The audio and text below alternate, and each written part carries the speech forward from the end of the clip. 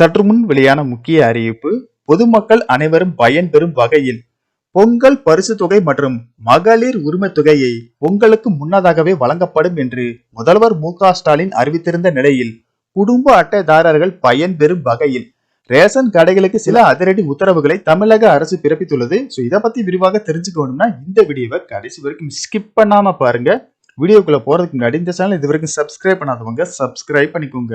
குடும்ப அட்டைதாரர்கள் பயன்பெறும் வகையில் பொங்கல் பரிசு தொகை ரூபாய் 1000 அறிவிக்கப்பட்டுள்ள நிலையில் ரேஷன் கடைகளுக்கு சில அதிரடி உத்தரவுகளை தமிழக அரசு பிறப்பித்துள்ளது.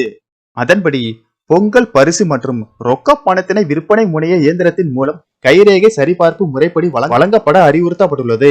அங்கீகார சான்று வழங்கியதன் வாயிலாக அங்கீகரிக்கப்பட்ட நபர் மூலம் பொருட்கள் பெறும் அட்டைதாரர்களுக்கு பதிவேட்டில் உரிய நபர்களின் கையொப்பம் பெற்று பொங்கல் பரிசு வழங்க வேண்டும். தொழில்நுட்ப இடையூறு உள்ளிட்ட காரணங்களால் கைரேகை சரிபார்ப்பு பணி சரிவர மேற்கொள்ளப்படாத இயலாத நேரங்களில் அதற்குரிய பதிவேட்டில் உரிய கையொப்பம் பெற்று பொங்கல் பரிசு மற்றும் ரொக்க பணம் வழங்கப்பட வேண்டும் எனவும் தெரிவிக்கப்பட்டுள்ளது. எக்காரணத்தை கொண்டும் தகுதியான பயனாளிகளுக்கு பொங்கல் பரிசு மற்றும் ரொக்க பணம் வழங்கப்படாமல் இருப்பதை தவிர்க்க வேண்டும்.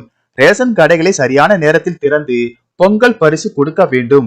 வரிசையில் காத்திருக்கும் அனைவருக்கும் பொங்கல் பரிசு கொடுக்க வேண்டும். வரிசையில் காத்திருந்தவர்களை திருப்பி அனுப்ப கூடாது.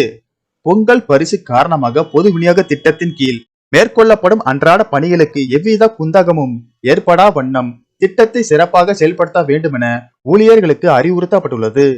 அடுத்த அறிவிப்பு என்னன்னு பாத்தீங்கன்னா, பொங்கல் திருநாளை முன்னிட்டு ஒவ்வொரு மாதமும் 15ஆம் தேதி வழங்கப்பட்டு வரும் கலைஞர் மகளிர் உரிமை தொகையினை இந்த மாதம் பொங்கல் திருநாளுக்கு முன்னதாக, அதாவது 10ஆம் தேதி என்றே மகளிர் உரிமை தொகை பெற்று வரும் 1,15,00,000 மகளிரின் வங்கி கணக்குகளுக்கு அனுப்பி வைக்கப்படும் என்றும் முதலமைச்சர் மு.க.ஸ்டாலின் அறிவித்துள்ளார்.